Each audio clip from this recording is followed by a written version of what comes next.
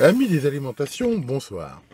Aujourd'hui, je vais vous parler de tous ces petits blocs secteurs dont on a tous un nombre phénoménal, je vais dire, de ces trucs-là, parce que généralement, voilà, chaque appareil est livré son adaptateur avec toujours plus ou moins de différence, hein, c'est très souvent pas standard.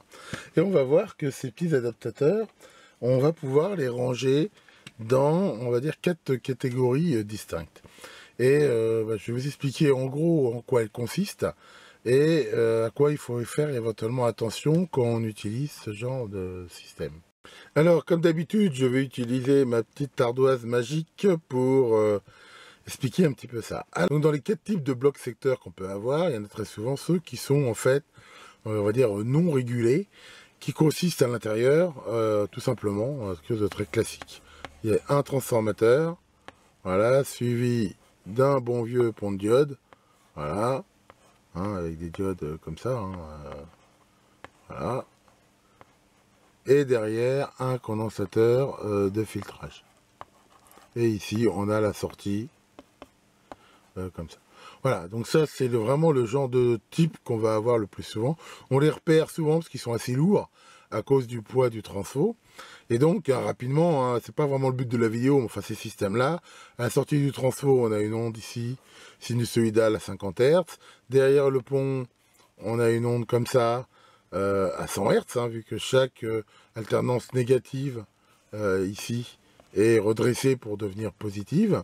Et derrière, le condensateur, en gros, lisse la tension, sachant que, comme on va le voir, à chaque fois qu'on tire un peu de courant, le condensateur il charge, il se décharge. En gros, ici il va y avoir ce qu'on appelle une ondulation résiduelle qui va être d'autant plus importante qu'on tire du courant.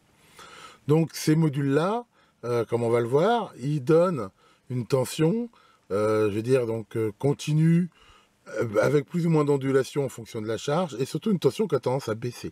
Alors, en particulier à cause ici du transfo.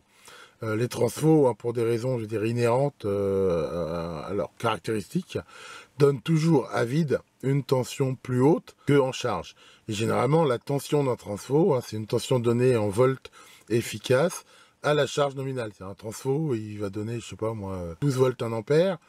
À vide, il donnera sans doute plus. Donc voilà typiquement le premier type que l'on peut rencontrer, et nous allons voir ce que ça donne en mesure. Alors, voyons comment se comporte ce bloc qui, comme on peut le voir, est donné pour 7,5 volts 1 ampère. Donc, je vais le brancher sur ma charge électronique et on va voir justement qu'est-ce qu'il donne et, en tension et comment il se comporte en fonction de la charge. Alors, allons-y, je le branche. Donc, première constatation que l'on peut voir ici, à vide, il donne 11 volts. Il est bien loin des 7,5 volts annoncés.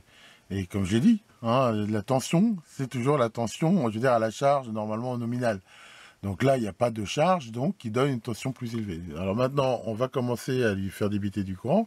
Là, par exemple, je lui fais débiter 10 mA, ce qui, ma foi, est pas énorme, mais on va augmenter ce courant, voilà, et on va voir que la tension baisse. Par exemple, là, voilà, 100 milli, hein, même si là, voilà, je suis pile 100 milli, voilà, 200, 300, on voit que la tension baisse au fur et à mesure que la charge augmente. Et là, 600 milli, 700, 800, 900, et là, hop, j'arrive à sa charge nominale de 1 ampère, et là, je vois que j'ai une tension qui fluctue un petit peu, et qui est de l'ordre de 7,5 volts, qui sont bien les 7,5 volts annoncés. Si je mettais un oscilloscope ici sur la sortie, on verrait aussi une forte augmentation, comme je l'ai dit, de l'ondulation, ce qui explique d'ailleurs le fait que la mesure ici varie. Hein, j'aurai une ondulation ici à 100 Hz, alors on voit que quand le courant diminue, la mesure devient plus stable, parce que cette ondulation ici diminue. Regardons avec un oscilloscope justement cette fameuse ondulation. Donc là, quand il n'y a pas de charge, l'ondulation est très très faible. Voilà, on peut voir qu'elle est, on va dire, quasiment inexistante. Ce qui s'explique bien sûr, vu que le condensateur ne se décharge pas. Là, pour info, hein, je me suis mis en couplage alternatif, pour ne voir que l'alternatif, et en synchro secteur. Si on commence à tirer du courant, par exemple ici 10 mA, on voit déjà une augmentation significative de l'ondulation. Mais elle est quand même très faible. Si maintenant j'augmente le courant, par exemple à 100 mA, là on voit que commence à augmenter énormément. Pourquoi? Parce que voilà, on comprend bien qu'à chaque alternance du secteur, le condensateur se recharge et derrière se décharge en fonction de la charge. Ici, comme c'est une charge à courant constant, on peut d'ailleurs voir que la décharge est quasi linéaire, ce qui est tout à fait, logique.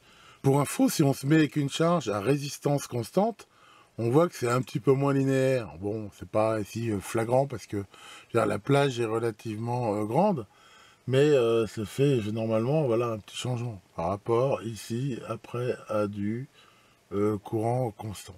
Si on va sur l'ondulation maximum, alors là on voit ici quand même une ondulation qui est bien sûr plus forte, et qui sera toujours proportionnelle à la charge.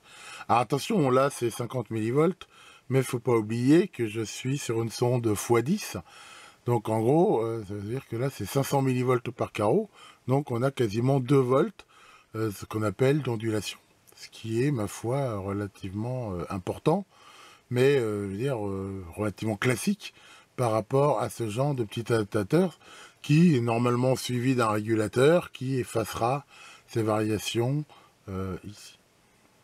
Enfin voilà, donc là on a bien la preuve que sur ce genre de transfo, qui sont juste des transfos avec un pont de diode et un condensateur, il faut s'attendre à une variation de la tension et de l'ondulation avec la charge très forte, sachant qu'en même temps, souvent, il n'y a pas de protection contre les court-circuits. Si on dépasse les 1 ampère, ce que je ne vais pas faire là, au pire, il va commencer à chauffer, et puis au bout d'un moment, il y a sans doute un fusible ou quelque chose qui va cramer.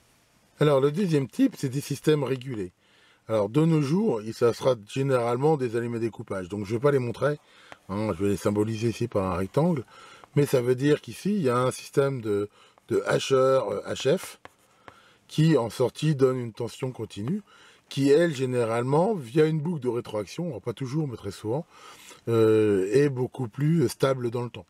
C'est-à-dire que c'est vrai que si ça donne, par exemple, comme on va le voir ici, 5 volts, ça va varier un petit peu, d'abord parce qu'il y a la résistance des fils, ces trucs-là sont pas parfaits. On n'aura pas des ondulations résiduelles à 100 Hz, on va avoir éventuellement des parasites HF, je vous l'ai souvent montré, et ce genre de petits modules donne donc une tension qu'on appelle régulée dans la mesure où elle est beaucoup plus stable en fonction de la charge.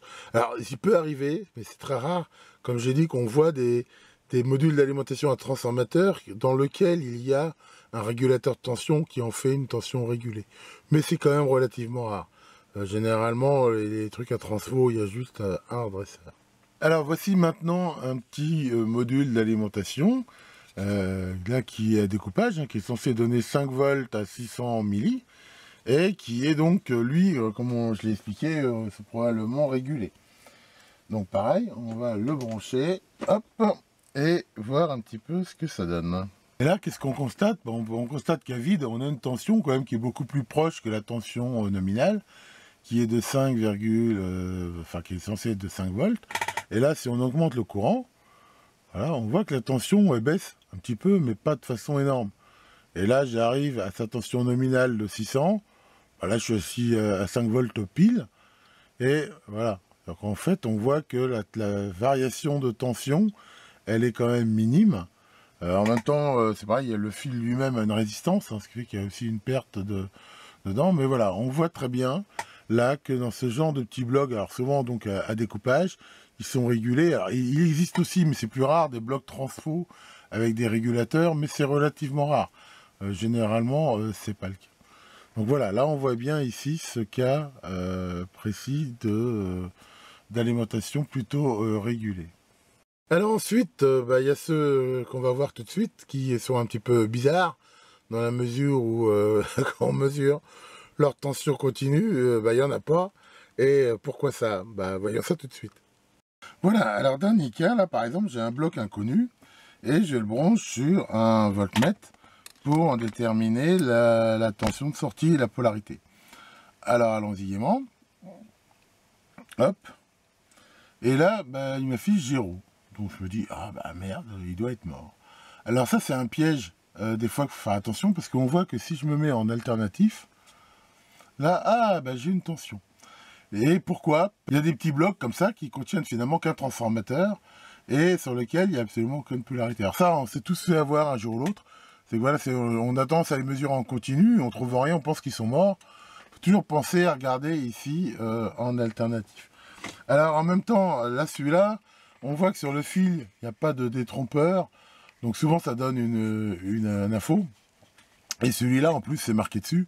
Hein, si on regarde bien, il y a marqué sortie AC. Bien sûr, pour utiliser ces blocs-là, derrière, c'est à vous de rajouter un redresseur, un condensateur, enfin voilà ce qu'il faut pour les faire fonctionner. Sachant aussi que là c'est pareil, leur tension à vide, comme tout transfo, va baisser à une tension qui sera, je veux dire, celle nominale en charge, sachant que la tension qui est affichée, c'est la tension efficace. Après redressement, il faudra multiplier par racine de 2.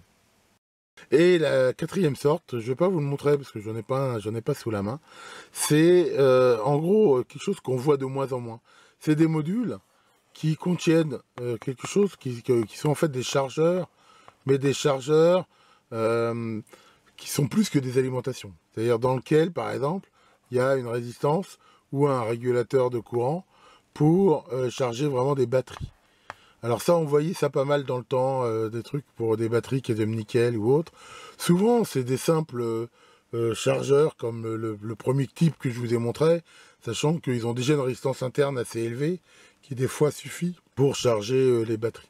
Enfin voilà, il y a ce type-là, et des fois, faut bien regarder quand même, parce que si on les utilise sur des charges, enfin je veux dire, qui sont pas prévues pour, ça peut éventuellement faire des bêtises. Alors, comment on peut utiliser ces trucs-là? Alors déjà, bien sûr, la première chose qu'il faut regarder, c'est la connectique de sortie. Très souvent, ça sort sur ces machins-là, et généralement, mais pas toujours, le plus est à l'intérieur et le moins à l'extérieur. Mais pas toujours. Alors, pour des raisons que je me suis toujours interrogé, certains constructeurs prennent un malin plaisir à faire le contraire. C'est le cas, par exemple, de ma petite imprimante d'étiquette browser portable. Eux, c'est inversé.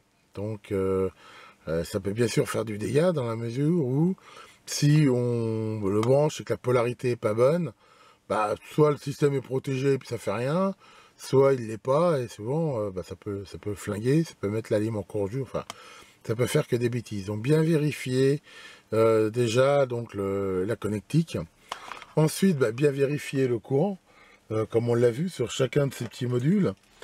Généralement, voilà, c'est indiqué le courant max. Par exemple, celui-là qui donne justement de l'alternative, il est marqué 200 000 ampères. Donc voilà, faut pas tirer plus. Souvent, il n'y a pas de protection spécifique. Si on tire plus, ça risque de les endommager. Donc ça, c'est bien sûr y faire attention. Et après, alors là, c'est moins facile de le savoir. C'est que quand, par exemple, c'est des trucs USB, il faut utiliser des trucs régulés, parce que les trucs USB, ils s'attendent à avoir du 5 volts. Ils s'attendent pas à avoir, comme donné avec ces modules-là, une tension qui varie avec une forte ondulation. Donc on va dire, tout ce qui est USB et tout, faut mieux utiliser des trucs régulés 5 volts, enfin vraiment prévus pour. Pour les autres, c'est pas tellement facile en fait. Tout dépend si on sait ou pas s'il y a un régulateur. Les Arduino, par exemple, ont un régulateur en entrée, ce qui fait qu'on peut mettre un module comme ça, par exemple, ça irait très bien, parce que il y a du sens cette régulation sur l'appareil que l'on met. Mais pas forcément. Et dans le doute, c'est toujours pas évident. Et il faut aussi bien sûr se méfier de tous ces trucs là j'en ai pas un à vous montrer sous la main, mais avec des tensions réglables. C'est pareil, la tension réglable, souvent, elle dépend de la charge. Et quand on a un doute, il faut mieux mettre un voltmètre en sortie sur la charge qu'on veut mettre et la régler, voilà, de façon à avoir la tension la plus proche de celle qu'on veut. Mais c'est pas forcément évident. Et en effet, si les appareils n'ont pas de régulateur, on l'a vu, cette ondulation qui peut être importante. Sur celui-là, on a vu qu'à pleine charge, elle était de 2 volts. S'il n'y a pas de régulation, ça peut bien sûr faire des bêtises. Voilà pour cette petite vidéo sur ces petits blocs secteurs. J'espère que ça vous aura intéressé. Bon, vous pouvez voir que ma voix, là, ça s'arrange pas vraiment, mais enfin bon. L'autopsie prouvera que ce n'était pas grave. Ça finira bien par passer. Tiens, Maurice, ça va, Maurice? Ah oui, Noël approche. D'ailleurs, tu sais que c'est toi mon calendrier de l'Avent. Bah oui, tous les jours, je découvre qu'il te manque une case. Ayez bien vos petits blocs d'alimentation et à très bientôt pour de nouvelles vidéos.